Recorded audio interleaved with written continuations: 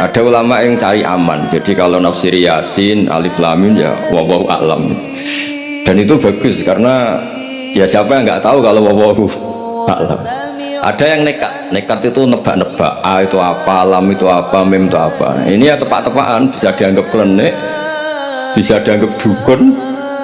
Tapi dari sekian tafsir itu saya cenderung ngikuti teori umum bahwa andaikan Anda orang Indonesia, kalau mau menjelaskan anak-anak, ini saya beri penjelasan A sampai Z, A, B, C, D gitu.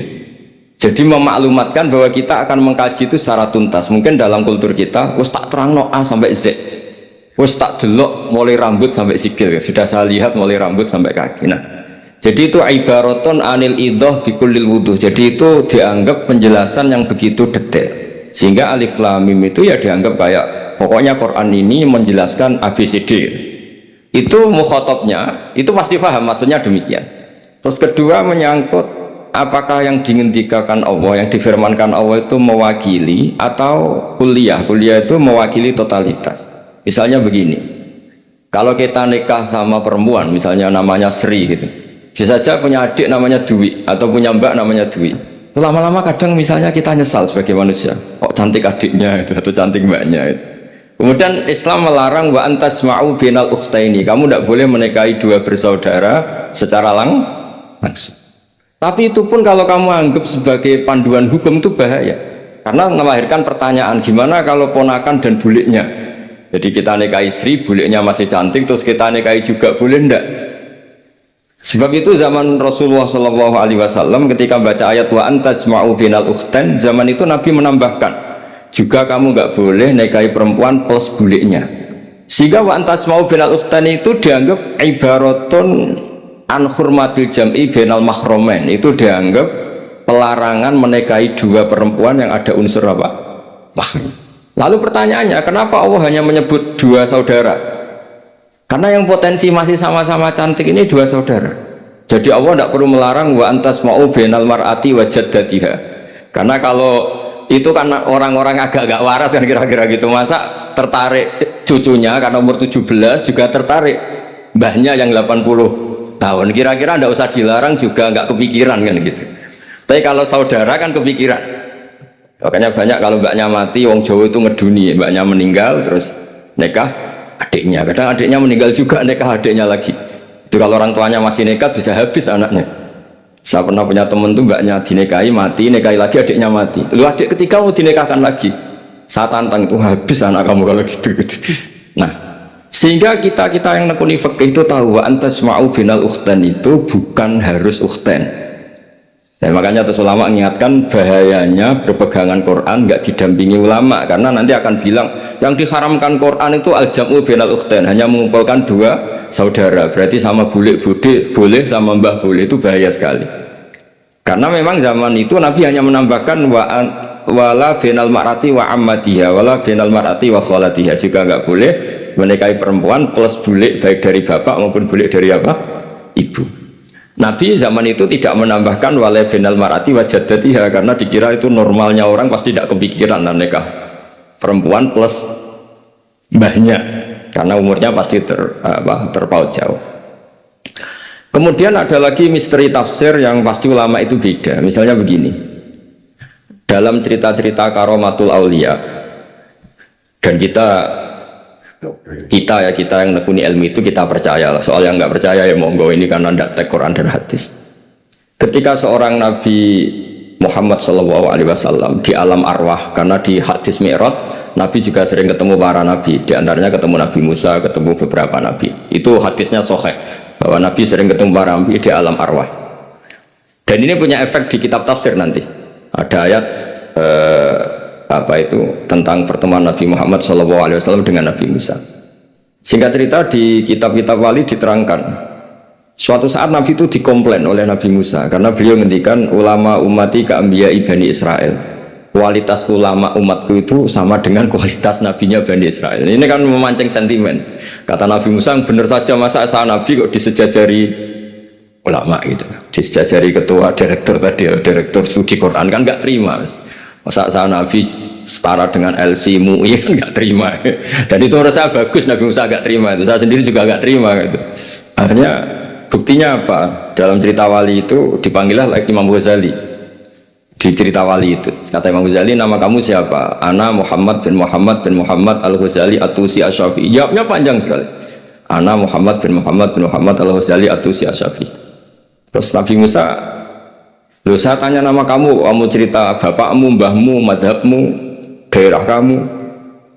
Terus kepanjangan, tanya nama kok ngomongnya panjang. Kata Nabi Musa, kata Imam Ghazali, Anda juga gitu di depan Allah yang hanya tanya wa ma tilka biyaminika ya Musa, Anda jawabnya kepanjangan qala ya asaya atawakkau 'alaiha wa husyubiya ala ghanami wal yafiha ma'aribu ukhra. Padahal Allah hanya tanya yang dibawa kamu oleh tangan kanan itu apa Musa? Ini tongkat saya Gusti, tak pakai gini, tak pakai gini, tak pakai gini. Masih ada dan lain-lain wal ya ma'aribu ukhra, dan masih banyak kepentingannya. Akhirnya Musa itu sadar. Ini di depan Allah yang maha tahu, itu aja engkau beri penjelasan berlebih, apalagi saya depan jenengan. Singkat cerita, di cerita itu Nabi Musa, ya betul, umat kamu memang pinter-pinter gitu. Pokoknya dia ngakui, beliau ngakui. Tapi dalam perspektif ilmu Thariqah, tafsiran seperti itu tidak diikuti. Yang diikuti adalah kalau kita ketemu rektor, misalnya nyuwun sewu, satpam dipanggil rektor, atau dipanggil ketua badan wakaf, atau menteri dipanggil presiden, atau murid dipanggil guru, itu kan bawaannya grogi. Dan mulai dulu orang-orang bijak, saya kenangan saya dengan Kiai Haji Maimun Zubair, dengan bapak saya sendiri, orang-orang bijak kalau manggil santri atau bawahan dengan keadaan grogi itu mesti tanya yang nggak penting supaya groginya hilang. Piye mau nang dalan macet, gimana di jalan tadi macet, gimana di daerah kamu musim apa. Setahu saya ulama-ulama top atau rektor atau siapa saja kalau yang bijak pasti nanya anak buah itu yang nggak penting dulu, gimana lancar di perjalanan, datang jam berapa, sehat-sehat saja. Karena bawahan itu takut. Nah, ketika Nabi Musa ini takut, Allah itu mengikuti sunnahnya manusia. Kalau takut ya jangan tanya yang penting dulu. Kamu bawa apa? Ya dijawab, saya bawa tongkat Gusti. Jadi itu sebetulnya hanya ilmu psikologi, bahwa kalau orang takut itu ya ditanya yang ringan-ringan. Lagi-lagi ini ilmu. Jadi analisis tafsir itu tidak ada selesainya dan semuanya butuh perangkat. Di antaranya perangkat itu adalah fitrah salimah. Makanya dikatakan Pak Rektor tadi benar bahwa orang bisa memahami Quran, kekuatan angin dengan cerita angin seperti ini. Tadi cerita Pak Suarsono Muhammad juga gitu, Suarsono Muhammad, semuanya sama. Sehingga memaknai Quran itu baik dengan ilmiah maupun dengan fitrah salimah itu akan sama-sama menelurkan makna yang sahih. Asal berlandas riwayat yang sahih. Saya punya sekian cerita tentang ulama-ulama dulu kalau ngartikan ayat. Misalnya Imam Syafi'i, beliau nekuni fikih, beliau menghentikan orang yang tayamum di tengah perjalanan padang Sahara yang karena tidak menemukan air, itu boleh tayamum kalau sudah tidak menemukan air. Syaratnya dia nyari-nyari dulu. Dia ditanya, kenapa harus nyari-nyari dulu padahal ini di padang pasir? Jawabnya Imam Syafi'i itu sederhana, la yuqalu liman lam yatlub lam yajid wa innama yuqalu lam ya'rif. Allah itu ngendikan falam tajiduma'an, kemudian Anda tidak menemukan air. Di mana-mana tidak menemukan itu setelah mencari. Kalau tanpa mencari namanya lam ya'rif, tidak tahu. Ketika Allah ngendikan falam tajiduma'an, artinya harus ada sabkut tolak, harus mencari-cari dulu baru menyimpulkan tidak menemukan. Jangan langsung tayamum tanpa mencari.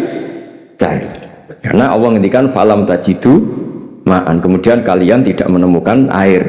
Di mana-mana tidak menemukan itu ada mencari dulu sabkut tolak. Begitu di semua ayat. Lalu saya mulai 2002 atau 2003 saya sering sama Profesor Zaini, beliau bahkan sering di kontrakan saya di Wonokromo di Pelaretan. Kalau nggak tuntas dibahas dulu di bekas kantor rektorat ya, di atas itu. Saya di UI Pres di bawah, Pak Zaini di atas, dan tiap hari ketemu. Saya intensif sama beliau itu ada 4 tahun. Makanya terjemah ini yang dulu saya ada ikut, yang direkonstruksi hampir 40%. Karena berdebat terus, terutama fikih. Akhirnya kita misalnya, ini curhat ya supaya sekaligus lapor ke Profesor Quraish Shihab apa yang kita lakukan. Jadi UI sudah lama sekali menerbitkan tafsir Quran, pernah induk kemenak, juga pernah setengah induk setengah ikut, juga benar-benar akhirnya mandiri. Semoga perhitungannya bukan pasar, tapi semoga, saya tidak tahu kalau hitungannya pasar itu tidak wilayah saya, tapi semoga tidak lah. Itu kita sering berdebat. itu tentang bolehkah memanfaatkan cerita Israiliyat untuk merekonstruksi ayat yang potongan dari cerita para nabi. Misalnya tahu-tahu kita ada cerita wahal ataka naba'ul khosmi istasawwarul mihrab istakhalu ala Dawud fafazi'a minhum. Kata fazi'a itu maknanya kaget. Itu kalau kita misalnya, kamu apa tahu orang-orang yang melompat pagar kemudian Nabi Dawud ini kaget, itu cerita itu bisa terbentuk meskipun orang-orang banyaklah pakar-pakar tafsir yang anti Israiliyat, tapi kita bisa maknai itu tuh kalau misalnya kata kaget. Kenapa kaget? Nabi Dawud itu seorang raja, bahkan orang barat nyebut King David. Beliau punya 7 lapis pengawalan dan khusus kamar pribadinya itu tidak siapapun, tidak ada yang bisa masuk. Tapi tahu-tahu ada orang di situ. Makanya beliau kaget. Fafazi amin. Qalu la takhaf. Para orang-orang ini bilang, atau kamu jangan kaget. Sudah, tidak usah mikir kagetnya, kata orang ini. Khosmani baho ba'duna ala ba'din. Kita punya masalah sengketa dan Anda harus memutuskan sekarang. Singkat cerita, si orang ini cerita, orang atau malaikat itu cerita, ini saudara saya punya kambing 99. Saya punya satu aja kok diminta. Menurut Anda gimana? Tolong putuskan yang benar. Abu Dawud langsung marah. Wah, kamu tuh dolim betul. Sudah punya 99, minta yang satu. Kamu dolim betul, ngawur betul. Oke, sudah deal gitu, sudah putus. Orang ini senyum-senyum santai terus hilang. Ternyata itu para malaikat. Terus wadonna Dawudu annama fatannahu fastaghfara rabbahu wa kharra raki'a wa anab. Di banyak cerita Israiliyat itu Nabi Dawud itu istrinya 99. Tapi kurang lengkap, kayak nggak ada yang seperti itu. Jadi walhasil di cerita itu ada Imro'atu Uria terkenalnya itu, yang Nabi Dawud itu kepikiran menikahi itu. Singkat cerita akhirnya Uria ini meninggal, akhirnya dinikahi Nabi Dawud. Akhirnya beliau istighfar karena merasa salah. Saya masih ingat ketika Profesor Zaini, ketika tak tanya, kenapa sudah punya 99 masih ingin yang satu? Gak ada yang seperti itu. Jadi namanya bawaan rakus manusia itu tetap aja gak ada yang seperti itu. Nah pertanyaannya, bolehkah puzzle ini ya kita rangkai dengan cerita Israiliyat? Yang Israil ini bisa iya bisa enggak, kata Nabi zaman Sugeng, la tusaddiquhum wa la tukadzibuhum. Kamu ya jangan bilang iya, jangan bohong karena dari cerita-cerita Israiliyat, tapi jangan juga bilang takdzib, bilang mendustakan, jangan-jangan benar.